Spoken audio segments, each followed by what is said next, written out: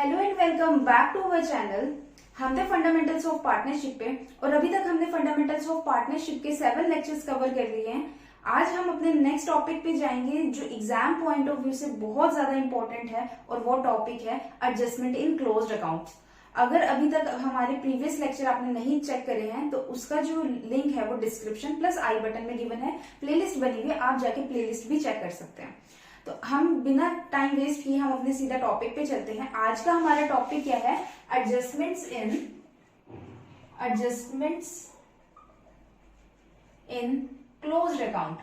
Adjustment in closed accounts क्या होता है? ये नाम से ही पता चल रहा है कि ये एडजस्टमेंट्स एंट्री, यहाँ पे कोई ना कोई एडजस्टमेंट जाएगी। और क्लोज्ड अकाउंट से पता चल रहा है कि हमारे अकाउंट्स क्या है, जो हमारी बुक्स ऑफ अकाउंट्स है, बुक्स ऑफ अकाउंट जो है वो क्लोज हो चुकी है। यानी कि 31 मार्च को ये जो बुक्स है वो प्रिपेयर ऑलरेडी हो चुकी है। अब समटाइम्स क्या होता है, हमारे को एडजस्टमेंट इन क्लोज्ड अकाउंट की जरूरत क्या पड़ती है? ये एक तरीके की रेक्टिफाइंग एंट्री आप इसे मान सकते हैं, क्योंकि एडजस्टमेंट एंट्री हमारी जाएगी।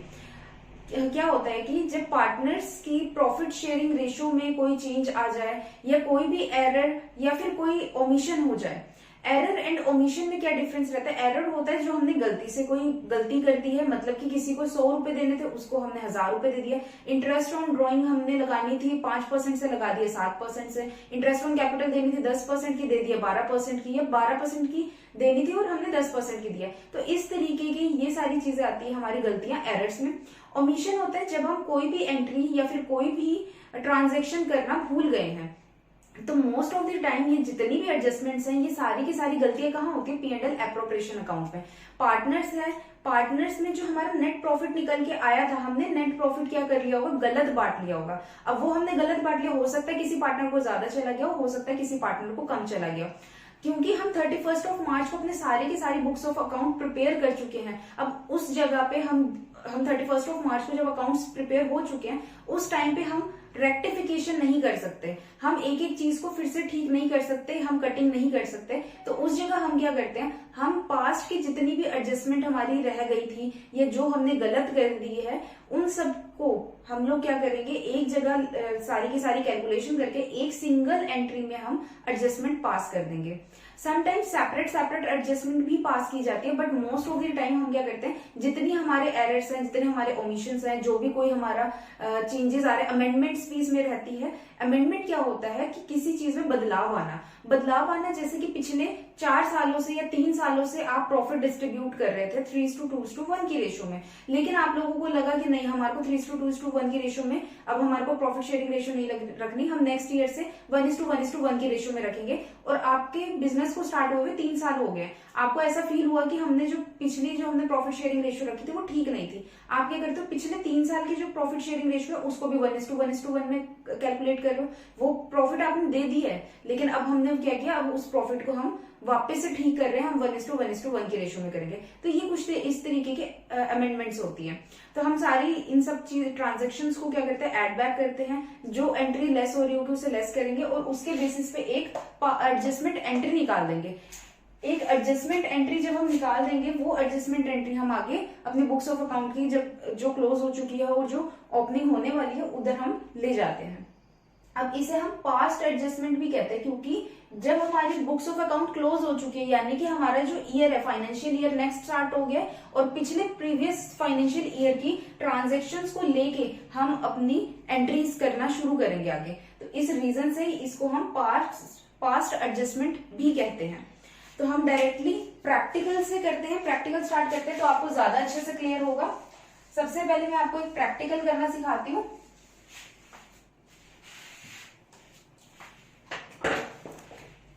जिसमें कि प्रैक्टिकल आपको बताया गया है, LMNN are partners have omit interest on capital for 3 years and on 31st March 2011 they fixed capital in 3 years 40,000, 25,000 and 15,000। LMNN जो है पार्टनर्स है और उन लोगों को इंटरेस्ट ऑन कैपिटल नहीं मिली है, वो भूल गए लेना। तो जिस रीजन से अब इनको इंटरेस्ट ऑन कैपिटल दी जाएगी 12% पर एनम से, लेकिन इन्होंने 3 साल से इंटरेस्ट ऑन कैपिटल नहीं दी है, तो 3 साल की इंटरेस्ट ऑन कैपिटल दे दी जाएगी। प्रॉफिट शेयरिंग रेशियो 2009, 10 और 11 में 2009 में था 5:2:1, 10 में था 3:2:1 और 11 में था 2:1:1। अब क्वेश्चन क्या कह रहा है, क्वेश्चन में ये बताया गया है कि इनको जो इंटरेस्ट ऑन कैपिटल देनी चाहिए थी वो नहीं दी गई है। नहीं दी गई है तो उसका मतलब क्या है कि इन्होंने पास्ट में जो प्रॉफिट था, जो प्रॉफिट में से कुछ हिस्सा जाना था इंटरेस्ट ऑन कैपिटल का, उसके बाद जो प्रॉफिट का हिस्सा बचता वो जाता प्रॉफिट बंटने के लिए, यानी कि डिस्ट्रीब्यूशन के लिए। तो इन्होंने क्या कर लिया, गलती से सारा का सारा प्रॉफिट इन्होंने बांट लिया, और बांट लिया इट मीन्स कि इन लोगों के पास प्रॉफिट ज्यादा होगी, इन लोगों को इंटरेस्ट ऑन कैपिटल नहीं मिली। अब हम उसको रेक्टिफाई करने के लिए एक एडजस्टमेंट एंट्री पास करेंगे, और उसके लिए हमारे को क्या बनाना पड़ेगा, टेबल शोइंग एडजस्टमेंट। क्योंकि हम एडजस्टमेंट एंट्री करेंगे तो एक टेबल बनाएंगे जिसमें एडजस्टमेंट एंट्री जो होगी वो पता चलेगी कि कैसे एडजस्टमेंट एंट्री पास हुई है। तो इसे हम बोलते हैं टेबल शोइंग एडजस्टमेंट। अब इसमें क्या क्या बनता है, सबसे पहला कॉलम आता है पर्टिकुलर का, नेक्स्ट आएगा पार्टनर का L, M एंड N, ये 3 पार्टनर है, पार्टनर्स के कॉलम आगे, प्लस यहाँ पे एक टोटल का कॉलम आ जाएगा जिससे कि हमारे को टोटल अमाउंट पता चल जाएगी। अब सबसे पहले L, M एंड टोटल का कॉलम, यहाँ पे आ जाएगा पर्टिकुलर। यहाँ पे हम वर्किंग नोट बनाते हैं, L है, M है, N है। L की जो कैपिटल थी वो कितने की थी, L की कैपिटल 40,000, M की थी 25,000 और N की थी 15,000। अब इस पे इंटरेस्ट ऑन कैपिटल कितने परसेंट से जाना था, 12% से, तो हम इस पे 12% लगा लें, 12/100, तो 12% के हिसाब से चला जाएगा 12 4 48, 4800 यहाँ चला जाएगा, इंटू 12/100, 25 12 ये आ जाएगा आपका 300 यानी कि 3000 आ जाएगा, 15 इंटू 12/100, 15 12 ये होता है हमारा 180 यानी कि 1800 यहाँ पे आपके पास इंटरेस्ट ऑन कैपिटल आ जाएगी। ये हमारी इंटरेस्ट ऑन कैपिटल कैलकुलेट हो गई। तो अब ये इंटरेस्ट ऑन कैपिटल पिछले 3 साल से नहीं दी गई, अब हम सबसे पहले पिछले 3 साल की इंटरेस्ट ऑन कैपिटल दे देंगे, और इंटरेस्ट ऑन कैपिटल क्या हो जाएगी, क्रेडिट हो जाएगी। तो यहाँ पे आ जाएगा इंटरेस्ट ऑन कैपिटल, क्योंकि इंटरेस्ट ऑन कैपिटल पार्टनर्स के कैपिटल अकाउंट में किस साइड आती है, क्रेडिट साइड आती है, और ये क्रेडिट की आइटम है, यानी कि उन लोगों की इनकम है। इनकम क्या होती है, क्रेडिट होती है। तो यहाँ पे आ जाएगा 4,800, 3,000 और यहाँ पे आ जाएगा हमारा 1,800। टोटल कर लेते हैं तीनों को, तो कितना टोटल हो जाएगा, 0 0 8 8 16, 16 का 1 यहाँ पे कैरी, 5 9,600। अब ये तो था हमारी 2009 की, 2010 की ले लेते हैं, 2011 की, क्योंकि हमारी कैपिटल फिक्स्ड है, कैपिटल में कोई चेंज नहीं आ रहा है, तो इंटरेस्ट ऑन कैपिटल तीनों साल में सेम रहेगी। तो हम सेम नोट डाउन कर देंगे, 4,800, 3,000, 1,800, तो टोटल कितनी होगी, 9,600, 4,800, 3,000, 1,800, 9,600। अब मैं इन सब का, क्योंकि ये हमारी क्रेडिट की आइटम है, तो इसका टोटल क्रेडिट ले लूंगी कि टोटल अमाउंट हमारे को कितनी अभी देनी है, जो हमने देनी थी और अभी तक हमने नहीं दी। तो 0 0 8 8 8 यानी कि 24, 4 का 2 यहाँ पे कैरी हो गया, तो 5,400, 0 0 0 9,000, 0 0 8 8 8 24, 4 का 2 यहाँ पे कैरी हो गया, 14,400। तो ये मेरे पास कितनी अमाउंट आ गई है सारी, ये मेरी क्रेडिट की अमाउंट है जो मुझे भी पे करनी है, जो मैंने नहीं पे करी थी पास्ट 3 इयर्स में। लेकिन उन्होंने एक चीज बताई है, हमने क्या किया होगा, ये 9,600 9,600 9,600 पिछले 3 साल से इसको हम प्रॉफिट का हिस्सा मान के इसको बांट रहे थे, तो हमने क्या कर दिया था, इसको प्रॉफिट मान लिया था। अब क्योंकि वो चीज मैं पहले से ही क्रेडिट कर चुकी हूँ, उसको रेक्टिफाई करने के लिए मैं क्या करूंगी, अकाउंट को डेबिट कर दूंगी, यानी कि उन लोगों का जो अकाउंट है वो डेबिट कर दूंगी जितना पैसा मैं उन लोगों को ऑलरेडी दे चुकी हूँ। तो यानी कि अब यहाँ पे आएगा प्रॉफिट 2009 का, प्रॉफिट्स आएंगे 2009 के किस रेशो में जा रहे थे, ये गया था 5:2:1 की रेशो में, 2010 का गया था 3:2:1 की रेशो में, और 2011 का प्रॉफिट गया था हमारा 2:1:1 की रेशो में। यही रेशो है, हाँ जी यही रेशो है। इस रेशो में हमने क्या किया था, 9,600 को बांट लिया होगा, 9,600 को गलती से हमने गलत क्रेडिट कर लिया था। अब उसको सही करने के लिए हम इसे यहाँ पे क्या कर देंगे, डेबिट कर देंगे। अब 9,600 को मैं मल्टीप्लाई कर दूं 5/8 से, तो 8 के टेबल में 9 नहीं आता, 8 आता है 1 पर, 16 आता है 2 पर, 1200, 12 5 6,000। अब 12 into 2 24, 2400, 12 into 1 is equal to 1200। मैं कैलकुलेशन थोड़ा जल्दी करती हूँ, अगर आपको ऐसा लग रहा है कि कैलकुलेशन में मैं ज्यादा स्पीडली कर रही हूँ तो आप इसको यहाँ पे 5 की जगह 2 ले लो तो उसका एम निकल के आ जाएगा। आप यहाँ पे 5 की जगह 1 ले लोगे तो एम का हिस्सा निकल के आ जाएगा। मैं डायरेक्टली ऐसे कैलकुलेट कर रही हूँ। अगर कोई कंफ्यूजन हो तो आप कैलकुलेट करके देख लेना, आंसर यही आएगा। नेक्स्ट है 9600 को मैं लेके जाऊंगी 3/6। 3/6 किसका हिस्सा हो जाएगा? एल का हिस्सा हो जाएगा। 6 के टेबल में 9 नहीं आता, 6 आता है 1 पर, 36 आता है 6 पर, 1600। 16 3 जा 00, 6 3 जा 18, 18 का 1 यहाँ पे कैरी होगी, 3 1 जा 3 4, 4800 यहाँ पे आ जाएगा। 1600 इंटू 2 ये हो जाएगा 3600, 1600 इंटू 1 जो कि हो जाएगा 1600।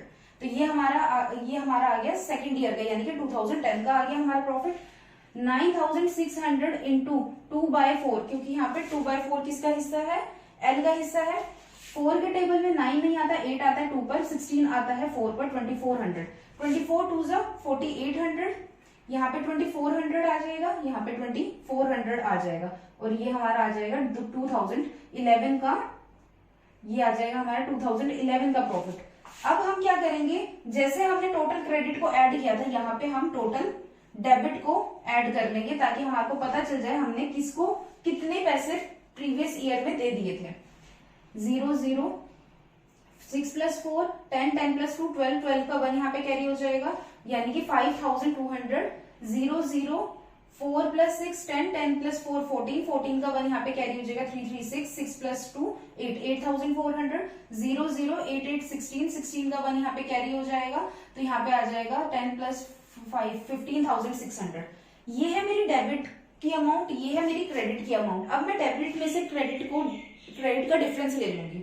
15600 में से अगर मैं 14400 डिडक्ट करूंगी, यहाँ पे मैं डिफरेंस ले रही हूँ, डिफरेंस आ रहा है यहाँ पे। अगर मैं 15600 में से 14400 लूंगी तो यहाँ पे आ जाएगा 1200। और क्योंकि ये जो अमाउंट है ये टोटल क्रेडिट की अमाउंट है और ये टोटल डेबिट की अमाउंट है, और अमाउंट कौन सी वाली बड़ी है? ये वाली बड़ी है, उसके आगे क्या है? डेबिट है। तो इस रीजन से यहाँ पे क्या हो जाएगा, ये वाला पार्टनर है ये डेबिट हो जाएगा, इसका जो कैपिटल अकाउंट है वो डेबिट हो जाएगा। 8400, यहाँ पे 9000 है, दोनों के बीच में डिफरेंस कितने का है? 600 का। 9000 अमाउंट बढ़ी और इसके आगे कौन सी साइड है? क्रेडिट है, तो ये वाला जो पार्टनर है ये क्रेडिट हो जाएगा। ये 5400 और यहाँ पे डिफरेंस है 200 का, 5200, तो यानी कि यहाँ पे 200 आ जाएगा, और ये वाली अमाउंट बड़ी है और इसके आगे क्या है? क्रेडिट है, तो यहाँ पे क्रेडिट आ जाएगा। ये अमाउंट ठीक नहीं आई है, 8400, 10 14 14 का 1 यहाँ पे कैरी हो जाएगा, 6 7 8, 8400, 200, 9000। ये कैलकुलेशन में कहीं मिस्टेक हो गई है। 12 2 जा 24, 16 2 जा 32, यहाँ पे कैलकुलेशन में मिस्टेक हो गई है। 3200 आएगा, जिससे कि यहाँ पे 4 + 4 + 2 यानी कि ये हो जाएगा हमारा 10, 10 का यहाँ पे 1 कैरी हो जाएगा, 6 6 + 2 8, यहाँ पे हमारा 600 ना आके 1000 आ जाएगा। मेरे को अपनी कैलकुलेशन कैसे गलत पता चली, क्योंकि ये दोनों साइडें अगर क्रेडिट हो रही है और ये साइड डेबिट हो रही है, तो इसका और इन दोनों का टोटल इक्वल आना चाहिए, तब मेरे को पता चला कि मेरी कैलकुलेशन कहीं गलत हो गई है। तो जो मेरी क्रेडिट साइड की आइटम्स हैं दोनों को ऐड करोगे वो अमाउंट, और जो हमारी डेबिट की आइटम है वो वाली अमाउंट दोनों सेम होनी चाहिए। यहाँ पे 1200 आ रहा है, 1000 + 200 इज इक्वल टू 1200। ये 1200 यहाँ हो गया, 1200 यहाँ हो गया। अब मैं इसके बेसिस पे एक अपनी एडजस्टमेंट एंट्री पास कर दूंगी। वो मेरी एडजस्टमेंट एंट्री क्या होगी, ये जो पार्टनर है ये डेबिट हो रहा है, तो एल्स कैपिटल अकाउंट क्या हो जाएगा? डेबिट हो जाएगा। एम और एन का कैपिटल अकाउंट क्या हो जाएगा? क्रेडिट हो जाएगा। M's capital account to N's capital account. और जो एल है, एल्स कैपिटल अकाउंट में कितनी अमाउंट चल जाएगी? 1200। एम में चली जाएगी 1000 और 200 रुपीज चले जाएंगे एंड्स कैपिटल अकाउंट में, ये हमारी एडजस्टमेंट एंट्री निकल के आ जाएगी। नेक्स्ट हम एक फुल फ्लेज क्वेश्चन करते हैं जिसमें सारी की सारी एंट्रीज, अभी प्रीवियस जो हमने क्वेश्चन करा था वो ओमिशन की एंट्री थी। ओमिशन की एंट्री में हमने क्या किया था कि सिर्फ एक चीज की ओमिशन थी जो कि इंटरेस्ट ऑन कैपिटल का था। अब बहुत सारी चीजें इस क्वेश्चन में ओमिट है, तो हम कैसे क्वेश्चन करेंगे वो देखते हैं। जैसे कि इस क्वेश्चन में बताया है the net profit of the firm for the year ended 31 मार्च 2011 इज 30,000। 30,000 रुपए का हमारा प्रॉफिट है 31 मार्च 2011 को, which has been duly distributed among the 3 पार्टनर। तीनों पार्टनर्स में वो बट गया था किस रेशो में, 3:1:1 की रेशो में। It was discovered on 10th of April 2011, यानी कि अकाउंट क्लोज हो गया, वो प्रीवियस ईयर था 2010-11 का ईयर था जिसका जो अकाउंट क्लोज हुआ था 31 मार्च 2011 में। नेक्स्ट अब हमारा फाइनेंशियल ईयर स्टार्ट हो गया 2011 एंड 12। 10th अप्रैल को हमारे को पता चला कि हमने under mention transaction was not passed through the books of account of the firm for the year ended 31 मार्च 2011, यानी कि 31 मार्च 2011 को कुछ एंट्रीज जो है पास करनी थी जो पास नहीं की गई हैं। वो कौन कौन सी एंट्रीज है? सबसे पहले इंटरेस्ट ऑन कैपिटल नहीं दिया गया 10% के हिसाब से। इंटरेस्ट ऑन ड्रॉइंग है जो कि है, ए की है 350 रुपीज, बी की है 250 और सी की है 150 नहीं दी गई है। सैलरी जानी थी ए को 5,000 रुपीज की और बी को जानी थी 7,500 की जो नहीं दी गई है। एक स्पेशल ट्रांजेक्शन जानी थी कमीशन की जो कि ए को जानी थी 3,000 रुपीज की, वो भी नहीं दी गई है। इसमें कैपिटल अकाउंट बताया गया है 1 अप्रैल 2010 को। ए की कैपिटल कितनी थी? 25,000 रुपए, बी की थी 20,000 रुपए और सी की थी 15,000 रुपए। You are required to suggest a journal entry, हमें एक जर्नल एंट्री पास करनी है 10th अप्रैल को 2011 में, जो कि इफेक्ट ना करे हमारे प्रीवियस ईयर का P&L एप्रोप्रिएशन अकाउंट। तो हम डायरेक्टली अपनी टेबल शोइंग एडजस्टमेंट बनाते हैं। टेबल शोइंग एडजस्टमेंट, जिसमें हमारे कौन कौन से कॉलम्स बनेंगे? सबसे पहला कॉलम बनेगा पर्टिकुलर का, फिर ए पार्टनर का, फिर बी पार्टनर का, फिर सी पार्टनर का, and the last one will be total column, जो कि टोटल का होगा। तो ए का कॉलम, बी का कॉलम, सी का कॉलम, टोटल, पर्टिकुलर। सबसे पहले हम जोन जोन सी एंट्रीज भूल चुके हैं। अब देखो हमने ना तो इंटरेस्ट ऑन कैपिटल दिया, ना सैलरी दी, ना कमीशन दी, और ये P&L एप्रोप्रिएशन की किस साइड जाते हैं? डेबिट साइड जाते हैं। और पार्टनर के कैपिटल अकाउंट में किस साइड जाते हैं? ये क्रेडिट साइड की आइटम है। और इसी तरीके से जो इंटरेस्ट ऑन ड्रॉइंग्स है, जो P&L अकाउंट की क्रेडिट साइड जाती है, P&L एप्रोप्रिएशन अकाउंट की क्रेडिट साइड जाती है, और पार्टनर्स कैपिटल अकाउंट की डेबिट साइड जाते हैं। क्योंकि हम पार्टनर्स की बात कर रहे हैं तो हम पार्टनर्स कैपिटल अकाउंट की साइड को लेके चलेंगे। तो इट मीन्स कि 3 आइटम है हमारी प्लस की, 1 आइटम है हमारी माइनस की। तो हम पहले प्लस और माइनस करके टोटल निकालते हैं कि टोटल कितना आ रहा है। तो सबसे पहले हम देंगे इंटरेस्ट ऑन कैपिटल, जो कि किसका होगा? क्रेडिट साइड की आइटम है, जिसमें इंटरेस्ट ऑन कैपिटल कितने से जाना था? हमारा जो इंटरेस्ट ऑन कैपिटल 10% के हिसाब से जाएगा। ए की कैपिटल है 25,000, तो यहाँ पे हो जाएगा 2,500 रुपीज। बी की कैपिटल है 2,000, तो यहाँ पे हो जाएगी 20,000 सॉरी, तो 2,000 इंटरेस्ट ऑन कैपिटल हो जाएगा। सी की है 15,000 कैपिटल, तो यहाँ पे 1,500 की उसके पास इंटरेस्ट ऑन कैपिटल आ जाएगी। तीनों को ऐड कर देंगे, 2,500 प्लस 1,500 जो कि 4,000, 6,000 हमारे यहाँ पे आ जाएगा। 6,000 हमने क्या था? देना चाहिए था, जो हमने नहीं दिया होगा। नेक्स्ट आएगी हमारी सैलरीज। सैलरीज भी क्या होती है? सैलरीज भी क्रेडिट साइड की आइटम है। सैलरीज किस किस को जानी थी? ए को जानी थी 5,000 रुपीज और बी को क्या जानी थी? बी को जानी थी 7,500 रुपीज की। 7,500 प्लस 5,000, 7 प्लस 5 ये हो जाएगा 12, यानी कि 12,500 रुपीज हमने नहीं दिए। और सी को कोई सैलरी नहीं जा रही तो उसको नहीं जाएगी। कमीशन थी एक स्पेशल, तो कमीशन किसको जा रही है? वो जा रही है आपकी सी को, और कितने रुपए की जा रही है? नहीं, कमीशन जा रही है ए को, जो कि कितने की? 3,000 रुपीज की स्पेशल कमीशन। तो बी और सी का कॉलम ब्लैंक रह जाएगा। 3,000 रुपीज हमें यहाँ पे देने थे जो कि हमने नहीं दिए।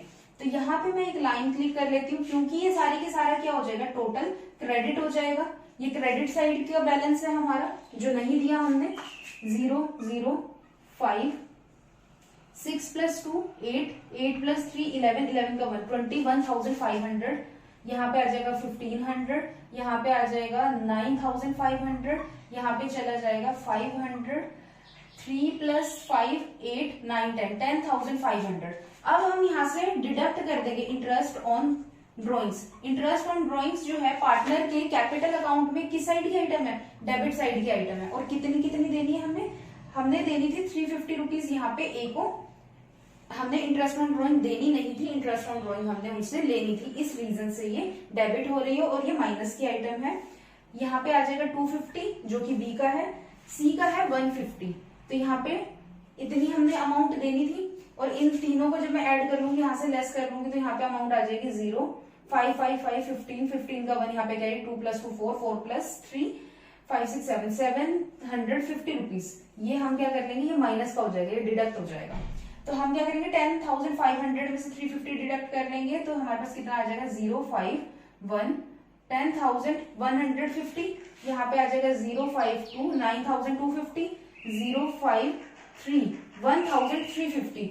अब हम इन दोनों का डिफरेंस ले लेंगे, डिफरेंस कितना आएगा 0, 10 में से 5 गया 5, 14 में से 7 गया 7, यानी कि 20,750 रुपीज। ये हमारा टोटल डिफरेंस आ गया। लेकिन हमारा एक्चुअल प्रॉफिट कितने का था, 30,000 का प्रॉफिट था। अब 30,000 के प्रॉफिट में से अगर मैं डिफरेंस ले लूं 20,750 रुपीज का, तो मेरे पास कितना आ जाएगा 0 5 2 9,250 रुपीज, जो कि हमको क्या करना होगा, प्रॉफिट में डिस्ट्रीब्यूट करना होगा। किस रेशियो में, 3:1 की रेशियो में। ये सारी की सारी एंट्रीज अभी ओमिशन में चल रही है, यानी कि हमारे को देना था, हमें ये सारी आइटम्स को देनी थी, लेकिन अभी तक हमने नहीं दिया। ये आइटम हमारी ओमिट थी, ओमिशन में हमारे 20,750 रुपए जा रहे हैं, जो हमने अभी तक नहीं दिए। 30,000 रुपए का हमारा प्रॉफिट था। तो जो दोनों का डिफरेंस है, रिमेनिंग पार्ट, वो हमने क्या करना है, वो प्रॉफिट में हमें डिस्ट्रीब्यूट करना है। तो 9,250 को मैं मल्टीप्लाई कर लूंगी 3/5 से।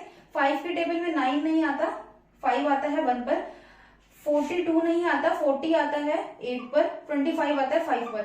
1850 को 3 से मल्टीप्लाई करेंगे तो आ जाएगा 0, 15 का 1 कैरी हो जाएगा, 8 3 24, 25 5 का 2 यहाँ पे आ जाएगा, 3 + 3 4 5 5,550 रुपीज। तो यानी कि एल का शेयर कितना हो जाएगा 5,550 रुपीज का। एम का शेयर हो जाए ए का शेयर हो जाएगा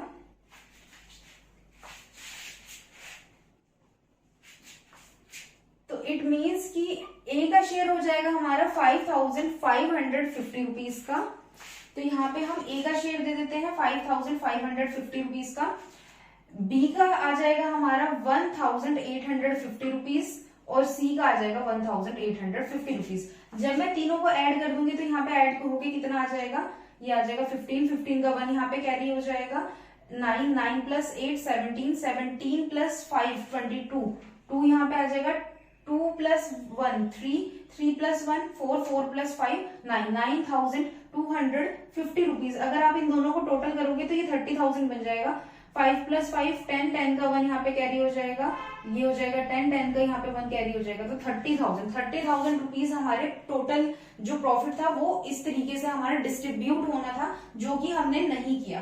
तो ये हमारा एक्चुअल टोटल क्रेडिट आ जाएगा, जो कि हमें करना है एक्चुअल टोटल क्रेडिट। अब मैं इन दोनों अमाउंट्स को ऐड कर लेती हूँ, 0 5 5 10 10 का यहाँ पे 1 कैरी हो जाएगा, तो ये 12 बन जाएगा, 12 का 1 यहाँ पे कैरी हो जाएगा 3,200। 0 0 5 5 10 10 का यहाँ पे 1 कैरी हो जाएगा, तो 11 का यहाँ पे 1 कैरी हो जाएगा, तो 11,100।